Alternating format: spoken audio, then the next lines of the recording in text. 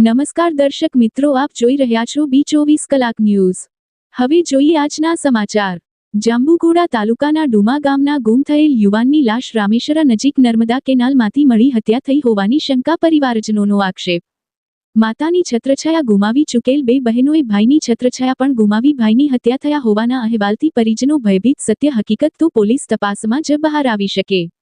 Duma ગામનો રહેવાસી સુરેશ રમણ બારિયા 6 દિવસથી ગુમ થયો હતો, જેની લાશ કોથળામાં બાંધેલી હાલતમાં હાલોલ તાલુકાના રામેશ્વરા ગામ નજીક નર્મદાની મુખ્ય કેનાલમાંથી મળી, જેની જાણ હાલોલ પોલીસને થતા નાયબ પોલીસ અધ્યક્ષ તથા પીઆઈ પોલીસ કાફલા સાથે ઘટના સ્થળે દોડી આવ્યા હતા। પોલીસ તપાસમાં મૃતક જાંબુઘોડા તાલુકાના ડુમા ગામનો હોવાનું જણાઈ આવતા હાલોલ પોલીસે મૃતકના પરિજનોનો સંપર્ક કર્યો હતો અને મૃતકની લાશને પીએમ અર્થે ખસેડી હતી। પોલીસે પરિવારજનોના નિવેદન લઈ ડુમા ગામના 4 થી 5 જેટલા ઇસમોની અટકાયત કરી મૃતકની હત્યા અંગે પોલીસ તપાસ ચલાવી રહી છે। જો શું કહી રહ્યા છે મૃતકના પરિજનો। રિપોર્ટર હૈદર પઠાણ, બોડેલી। અવનવા સમાચાર જોવા માટે અમારી B24 કલાક ન્યૂઝને સબસ્ક્રાઇબ કરો તેમજ બેલ આઇકન જરૂરથી દબાવજો। શું થયું છે બેટા? મારા ભાઈની કાલે લાશ મળી છે રામેશ્વરાથી। કોઈ મારી નાખી દીધેલો છે, એને અન્યાય મળવો જોઈએ છે। પોલીસને તમે જાણ કરી? હોય, પોલીસને જાણ કરી છે, પોલીસ એને હોદે છે।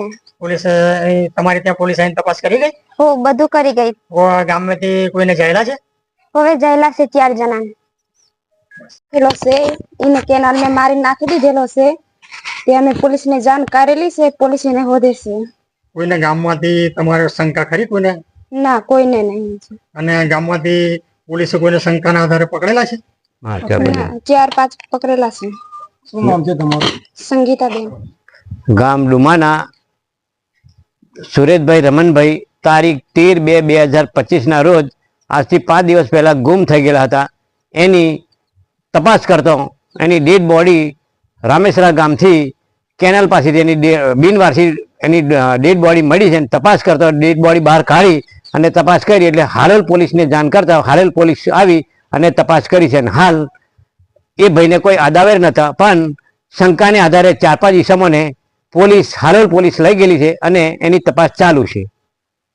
એમને હત્યા થયેલી છે કે આત્મહત્યા કરેલી છે? ના, એની હત્યા થયેલી છે, 100% હત્યા થયેલી છે। અને હત્યાના હિસાબે એને શંકાને આધારે 5 માણસોને શંકાને હિસાબે લઈ ગયેલા છે। તપાસ ચાલુ છે। અને મારું નામ નટુભાઈ જલુભાઈ બારિયા।